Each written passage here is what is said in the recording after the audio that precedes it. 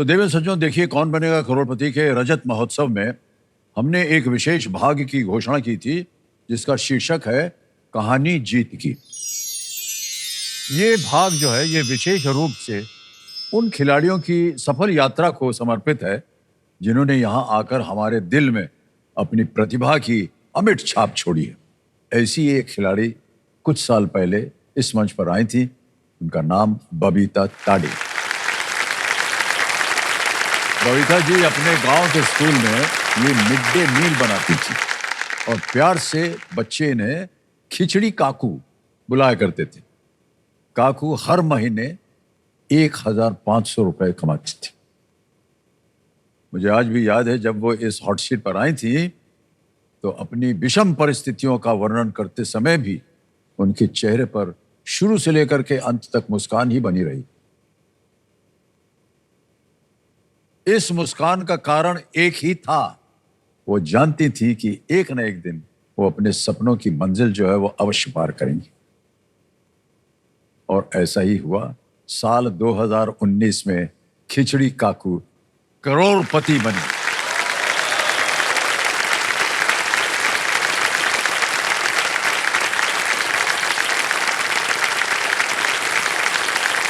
बबीता ताड़े जी की जीत पर बनी एक हमारे पास एक वीडियो प्रस्तुति है और मैं चाहूंगा कि आप सब लोग उसे देखें। Can we see that video please?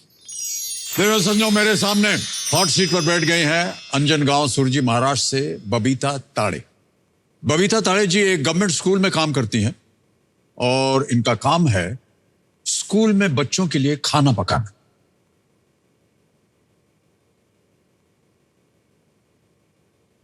मेरा नाम बबीता सुभाष ताड़े है। ये मिड डे मील का खाना पका रही हूँ। 2002 से शुरुआत हुई थी 30 बच्चों से और अब 450 बच्चे हैं। 450 बच्चों के लिए आप प्रतिदिन खिचड़ी बनाती हैं? हाँ। तनख्वाह कितनी मिलती है आपको? सर 1,500 रुपए। केवल 1,500 रुपए मिलते हैं? हाँ सर, मानना। आप अद्भुत।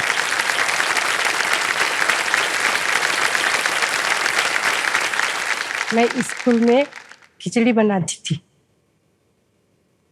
और मैं अब स्कूल में टीचर हूँ।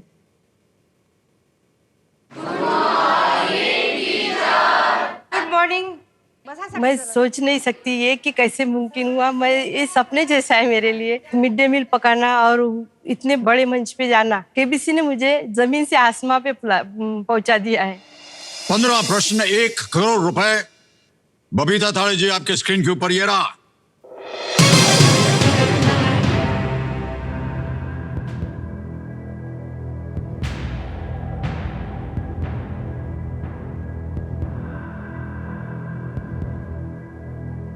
फाइनल उत्तर बताइए, क्या करें?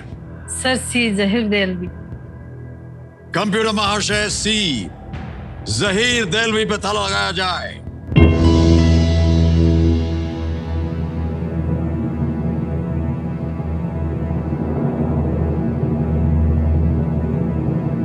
एक करोड़।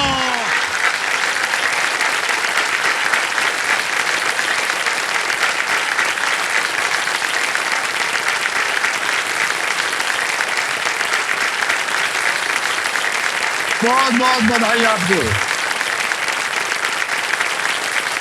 केबीसी के पहले मेरा संघर्षमय जीवन रहा है।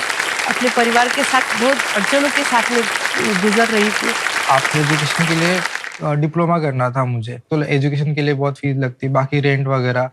तो at the right time KBC आया एंड उसके बाद फाइनेंशियली हम थोड़ा स्टेबल हो गए, तो उसके वजह से मेरे को अच्छा कॉलेज मिला। पहले जैसा इतना मान सम्मान नहीं मिलता था, अब बहुत बड़ा मान सम्मान मिला। कोई भी पहचान करके देते हैं, ये हमारे गांव के करोड़पति है। केबीसी को मैं बहुत ज्यादा थैंक यू बोलना चाहती हूँ क्योंकि केबीसी की वजह से ही हमारी फैमिली की लाइफ बहुत अच्छी हुई है। रिस्पेक्ट मिला है केबीसी के बाद, तो अच्छा लग रहा है। तो उसका जो स्वभाव है उसमें तो कोई बदलाव नहीं है। वो पहले जैसी थी आज भी वैसी है। वो सेलिब्रिटी हो गई कि मैं कुछ तो भी बन गई, तो ऐसा कुछ भी नहीं है। वो पहले जैसी सरल है।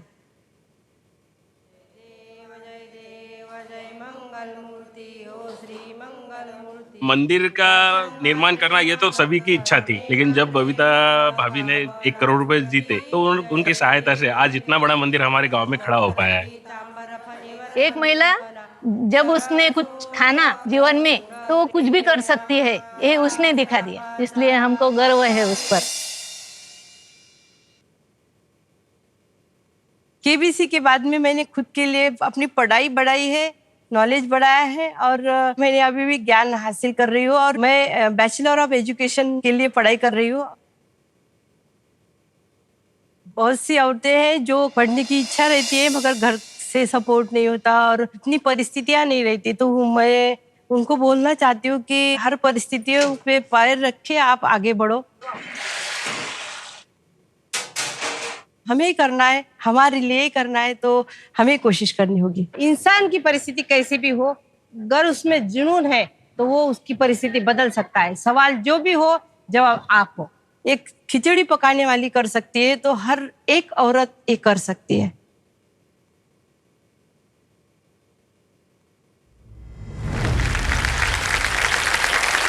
बेगम संजना, स्वागत किया जाए हमारी करोड़पति काकू, खिचड़ी काकू बबीता ताड़े जी का।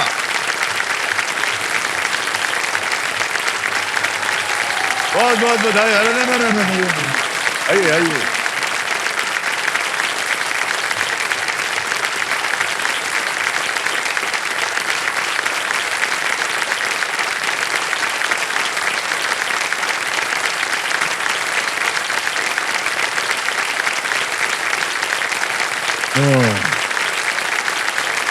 बहुत अच्छा लग रहा है कि आपसे फिर से मुलाकात हो रही है। Thank you sir, thank you.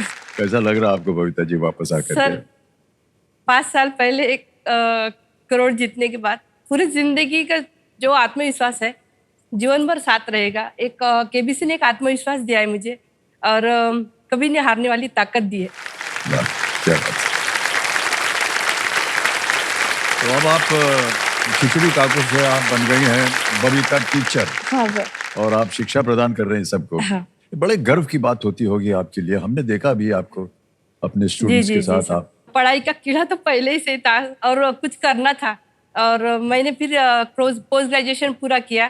फिर स्कूल मैनेजमेंट को लगा कि ये इसका जो नॉलेज है हमें भी काम आना चाहिए, हमारे बच्चों को भी काम आना चाहिए।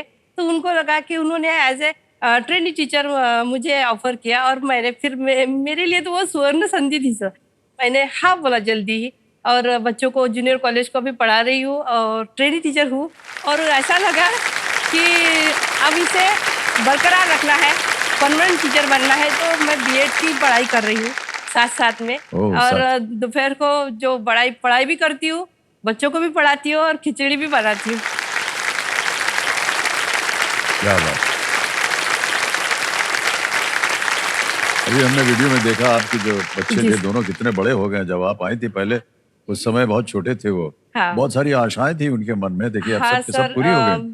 अभी क्या कर रहे हो लोग? मेरा बेटा इंजीनियरिंग के सेकंड ईयर में MIT पुणे में पढ़ रहा है और बेटी भी अभी MA इकोनॉमिक्स हुई है और वो भी ट्रेनी टीचर सीनियर कॉलेज को पढ़ा रही है। ओह वाह, क्या बात है। अद्भुत है, अद्भुत है। ये तो कितना परिवर्तन हो गया आपके जीवन हाँ में। सर, पूरा जीवन परिवर्तन हुआ है सर।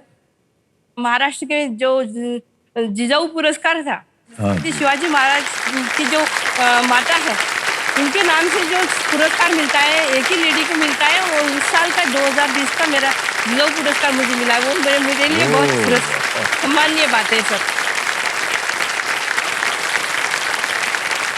ऐसे ही सभी की जिंदगी बदलती रहे और हर साल सभी को अपने सपने जीने का मौका मिले और सभी के जो सपने हैं यहाँ पे पूरे होते हैं। मुझे पता है मेरे हुए हैं तो सभी के होंगे और ये कार्यक्रम ऐसा निरंतर चलना चाहिए सर। इस मंच पर आए खिलाड़ियों की अद्भुत यात्रा, जिसे हमने शीर्षक दिया हुआ है कहानी जीत की, ऐसे ही हम यहाँ आप सबके लिए लाते रहेंगे, इस आशा के साथ कि एक दिन आपकी भी कहानी यहाँ दूसरों के लिए मिसाल बने। बहुत बहुत धन्यवाद आपका बबीता जी। एक बार फिर जोरदार तालियां बज जाएं बबीता जी के लिए। बबीता जी बहुत बहुत धन्यवाद आपका। सलाम करता हूँ आपको, बहुत बहुत धन्यवाद आपका।